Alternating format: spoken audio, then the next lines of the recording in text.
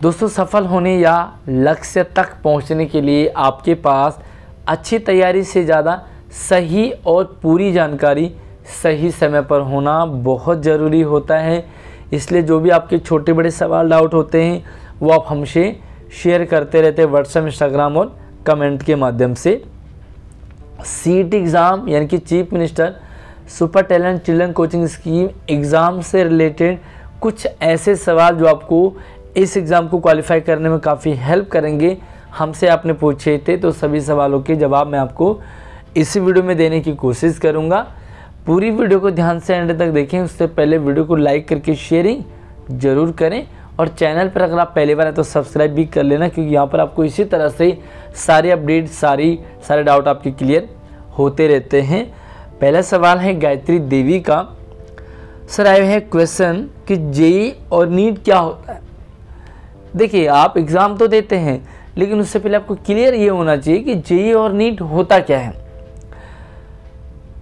आमतौर पे हमने देखा कि बच्चों के दो कैरियर होते हैं, या तो वो इंजीनियरिंग फील्ड में जाते हैं या वो मेडिकल फील्ड यानी कि डॉक्टरी फील्ड में जाते हैं। अगर आप सीईटी एग्ज़ाम क्वालिफाई करते हैं, chief minister super talent children coaching scheme exam qualify करते हैं, तो गवर्नमेंट की तरफ से आपको दो कोचिंग फ्री प्रोवाइड करवाई जाती है। पहला जेईई, दूसरा नीट। अगर आपका सपना या आपका करियर इंजीनियरिंग फील्ड में जाना चाहते हैं तो आप जेईई एग्ज़ाम देते हैं, क्वालिफाई करते हैं, और अगर आप डॉक्टरी फील्ड में जाना चाहते हैं तो आपको नीट क्वालिफाई करना होता है। और इस एग्ज़ाम में आपको नीट और जेईई दोनों एग्ज़ाम की फ्री कोचिंग प्रोवाइड करवाई जाती है। दूसरा सवाल पूछा है अनिल मिश्रा ने। सर, जो बच्चे सीईटी जेईई मेन में अप्लाई करेंगे वो बच्चे क्या पढ़ेंगे, बायोलॉजी या मैथ। देखिए, बायोलॉजी और मैथ ये डिपेंड करता है आपने क्या लिया है। ये दोनों इसी तरह से डिपेंड करते हैं। अगर आपका जेईई यानी कि इंजीनियर आप बनना चाहते हैं तो आपको मैथ वहाँ पर ज़रूरत पड़ेगी। अगर आप अगर आप साइंस फील्ड में जाते हैं, आप मेडिकल फील्ड में जाते हैं तो आपको बायोलॉजी यानी कि नीट के लिए बायोलॉजी पढ़ना पड़ता है। तो ये दोनों का डिफरेंस होता है। अगला सवाल पूछा, सर अगर हमने सीईटी क्लियर कर दिया तो क्या होगा। तो शायद आपको जवाब मिल गया होगा क्रिश पाल को। अगर आपका सीईटी एग्ज़ाम क्वालिफाई हो जाता है तो आपको फ्री जेईई और नीट कोचिंग क्लासेस फ्री में मिलती हैं। हाँ, अगर आप 9th क्लास में क्वालिफाई करते हैं तो आपको 4 साल की फ्री कोचिंग मिलती है। अगर आप 11th क्लास में क्वालिफाई करते हैं तो आपको 2 साल की फ्री कोचिंग क्लासें मिलती है। अगला सवाल है पूनम रानी। सर, सीएम टीसीसीएस में टेस्ट क्लियर करने के बाद क्लास नियर बाय होते हैं या ऑनलाइन होते हैं। देखिए, मैंने ये आपको पहले भी क्लियर कर दिया कि चाहे ऑनलाइन हो, चाहे ऑफलाइन हो, चाहे नज़दीक हो, दूर हो। अगर आपका ये सीईटी एग्ज़ाम क्वालिफाई होता है तो आप ये मान के चलिए कि आप लकी हैं और बहुत अच्छा पढ़ते हैं। आपको क्लासें लेनी है, ऑनलाइन हो या ऑफलाइन हो। आमतौर पे ये क्लासें ऑफलाइन होती हैं और कई बार ऑनलाइन भी करते हैं। तो ऑनलाइन ऑफलाइन दोनों मोड में आपको ये क्लासें गवर्नमेंट प्रोवाइड करवाती है। अगला सवाल मोहिनी का है। सर, पेपर एमसीक्यू में होगा या क्या प्लीज़ बता दीजिए। देखिए, मैंने आपको नोटिफिकेशन में भी क्लियर कर दिया था कि जो आपका सीईटी यानी कि चीफ मिनिस्टर वाला पेपर होगा वो एमसीक्यू होगा। एक प्रश्न 4 नंबर का होगा। अगर आप सही आंसर करते हैं तो आपको एक प्रश्न के 4 नंबर मिलते हैं, लेकिन अगर आप गलत करेंगे तो आपका 1 नंबर कट हो जाएगा, यानी कि 1/4 आपका कट हो जाता है। अगला सवाल पूछा है अबाई गेमर। सर, एमबीपीपी 2023-24 के लिए फॉर्म कब निकलते हैं एंड स्कूल ही इस फॉर्म को भर सकता है क्या, कोई इंडिविजुअल स्टूडेंट नहीं भर सकता है। और चीफ मिनिस्टर में नीट और जेईई दोनों में फॉर्म भर सकते हैं क्या। सर, इस एग्ज़ाम का एडमिट कार्ड कब आता है, मैंने 7 को फॉर्म भर दिया है। देखो, 2-3 सवाल आपने पूछे हैं। पहला आपने एमबीपीपी का पूछा है, तो एमबीपीपी का भी फॉर्म नहीं निकला है। जल्दी आपको जुलाई एंड या अगस्त की स्टार्टिंग में आपको फॉर्म निकल जाएंगे। दूसरा आपने पूछा है कि जो ये फॉर्म है, चाहे MBPP हो चाहे आपका चीफ मिनिस्टर वाला हो, सारे के सारे एग्ज़ाम जो वो स्कूल ही आपका फॉर्म भरता है। आपको जस्ट नाम देना होता है अपने क्लास टीचर वगैरह को, सब्जेक्ट टीचर्स को और साइंस टीचर्स को, वो आपका नाम ऑनलाइन आगे रेफ़र कर देते हैं। जे और नीट दोनों में नहीं भर सकते, आपको एक ही एग्ज़ाम देना होता है और वही एग्ज़ाम आपका जे और नीट डिसाइड करता है। अगला सवाल है, सर मैं 10th प्राइवेट स्कूल से 11th गवर्नमेंट स्कूल में एडमिशन लिया हूँ, क्या चीफ मिनिस्टर वाला मैं पेपर दे सकता हूँ? बिल्कुल भाई, अगर आप गवर्नमेंट स्कूल में पढ़ रहे हो, अगर आप एट प्रेजेंट टाइम में सरकारी स्कूल में पढ़ रहे हो, तो आप ये वाला एग्ज़ाम आराम से दे सकते हैं और आपको ये एग्ज़ाम देना ही देना चाहिए।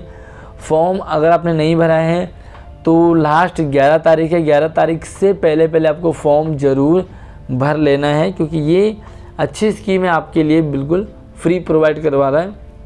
अगला सवाल पिंकी का है, सर मेरा इंटरेस्ट मेडिकल में है, तो क्या मुझे मैथमेटिक्स की भी तैयारी करनी होगी पेपर के लिए? देखिए, अगर आपका मेडिकल फील्ड में जाना है तो आपका रहेगा नीट, और नीट में आपको जो है वो ज़्यादा बायोलॉजी के क्वेश्चंस होते हैं, बट कभी कभी आपको नीट में यानी कि मेडिकल फील्ड में मैथ के क्वेश्चंस भी आ जाते हैं, कई बार आपको इंजीनियरिंग फील्ड में साइंस के क्वेश्चन भी आ जाते हैं। तो आप अगर मेडिकल फील्ड में जाना चाहते हैं तो आपको साइंस की, बायोलॉजी की अच्छी जानकारी होनी चाहिए।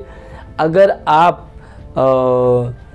इंजीनियरिंग फील्ड में जाना चाहते हैं तो आपको मैथ की अच्छी जानकारी होनी चाहिए। लेकिन ऐसा नहीं है कि आप इंजीनियर फील्ड में जाना चाहते हैं तो आपको साइंस की नॉलेज नहीं होनी चाहिए। साइंस से भी आपको कुछ क्वेश्चंस पूछे जाएंगे, तो आपको अच्छी तैयारी अपनी रखनी है।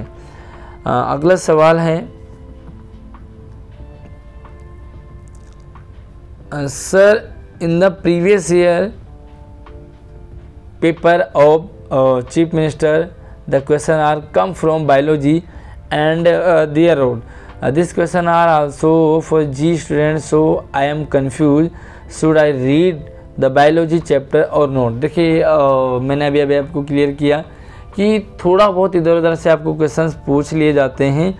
अगर आप जो हैं मेडिकल फील्ड में जाना चाहते हैं तो यार कई बार आपको मैथ से भी क्वेश्चन पूछ लिए जाते हैं। अगर आप इंजीनियरिंग फील्ड में जाना चाहते हैं तो कई बार आपको ये क्वेश्चंस साइंस से भी आ जाते हैं। तो आपको अपनी तैयारी अच्छी करनी है। बाकी अगर आपको मिल जाता है तो आप जो है वो कर सकते हैं, मतलब अच्छी तैयारी आप रखें सारे, क्योंकि भाई पेपर तगड़ा वाला होता है। तो तगड़े वाले पेपर में तो भैया आपको कुछ भी लूज़ पॉइंट नहीं छोड़ना है, क्योंकि कंपटीशन तगड़ा होता है। और यहाँ पर अगर आपके 2-3 क्वेश्चन भी छूटें तो ये मान के चले कि आप जो है क्वालिफाई नहीं हो पाओगे। तो आपको अच्छी तैयारी के लिए सब कुछ पढ़ना पड़ेगा। अगला सवाल है, सर आज मैंने अपनी क्लास में जाकर बताया चीफ मिनिस्टर के बारे में आपकी वीडियो की हेल्प से। ओके, तो आप जो है इस हमारी वीडियोज़ को आगे शेयर करते रहा कर अपने क्लास ग्रुप में दोस्तों को, ताकि सभी तक एटलीस्ट ये अपडेट पहुँचे। अगला सवाल पूछा है वंशिका ने, सर सीटी टेस्ट हिंदी में होगा या इंग्लिश में? तो ये जो एग्ज़ाम होते हैं ना कॉम्पिटिटिव एग्जाम में बाइलिंगुअल होते हैं। मैंने आपको पहले भी बताया, जैसे एसएससी का एग्ज़ाम आपने दिया होगा हिंदी और इंग्लिश दोनों में होता है, सेम आपका यहाँ पर भी हिंदी और इंग्लिश दोनों में होगा। लेकिन ज़्यादातर आपको इंग्लिश में ही क्वेश्चंस देखने को मिलेंगे, लेकिन ऐसा नहीं, आप हिंदी के भी क्वेश्चंस पढ़ समझ करके अपना आंसर दे सकते हैं। अगला सवाल है कौशल ने, sir I study in 9th class, क्या सच में सिलेबस सिर्फ 8वीं तक आएगा? बिल्कुल भाई, अगर आप 9th क्लास में पढ़ रहे हैं तो आपको 8वीं तक का सिलेबस आएगा, और अगर आप 11th क्लास में पढ़ रहे हैं तो आपको 10th तक का सिलेबस ही पूछा जाएगा। अच्छी तैयारी कर लीजिए। तो दोस्तों ये सवाल थे आपके जो आपने हमसे पूछे थे कमेंट बॉक्स में। बाकी आप हमसे इंस्टाग्राम से भी जुड़ सकते हैं, व्हाट्सएप से जुड़ सकते हैं। इंस्टाग्राम पे फॉलो ज़रूर कर लेना। इसी वीडियो के डिस्क्रिप्शन में आपको इंस्टाग्राम की आईडी और व्हाट्सएप नंबर मिल जाएगा। कॉल मैसेज तभी करें जब आपको सीरियस अपना कोई टॉपिक डिस्कस करना हो। बाकी आप हमें नॉर्मल कमेंट बॉक्स में भी अपना सवाल ड्रॉप कर सकते हैं। अगली वीडियो में अगली अपडेट के साथ मिलते हैं, तब तक आप चैनल को सब्सक्राइब कर लो, क्योंकि यहाँ पर आपको सारी नई अपडेट और सब कुछ आपको डिटेल के साथ मैं शेयर करता रहता हूँ। अगली अपडेट के साथ मिलते हैं, तब तक अपना ख्याल रखिए। जय हिंद।